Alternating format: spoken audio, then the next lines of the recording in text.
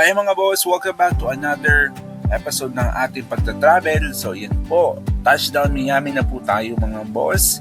And yan po, tulak-tulak yung gamit palabas ng airport. And yan po yung location ng pick-up point para sa mga crew and guests na papuntang hotel. So naghintay po kami ng shuttle bus namin dyan mga boss. So yan po, ang ganda ng panahon nung dumating kami dyan. And yep, sinundo na po kami and nakasakay din at last after 1 hour na paghihintay doon sa pick-up point. And yes po, video-video muna tayo mga boss. And yeah, akala mo ba lang parang hindi natulog, no? So yes, nakarating na po tayo sa hotel. So sa Holiday Inn po, West Miami po kami nanuluyan na. So, yun po. Sabi ko kasi since maaga kami dumating doon at may time, so labas muna tayo mga boss para bumili ng pagkain. So, itutur ko muna po kayo dito sa hotel. So, yun po. So, pinili kong kama yung near sa window para makita ko yung labas pagising ko right away. So, yun po yung CR, vanity mirror, ayan. So, yan po.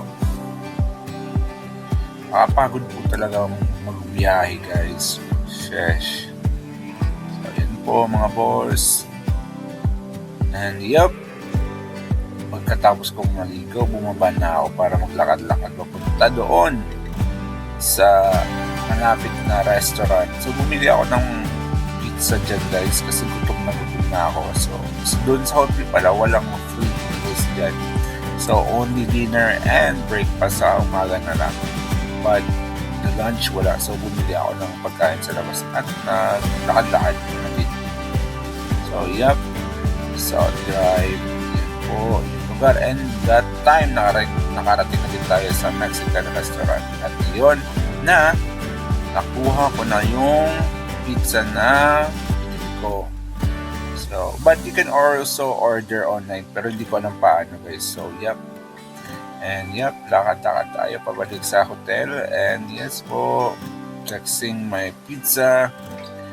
And yes po, dyan po mga boss yung hotel ko sa Holiday Inn West Miami. So, lakad-lakad na muna tayo mga boss. Yan po. Diba? And that's it guys, bye bye.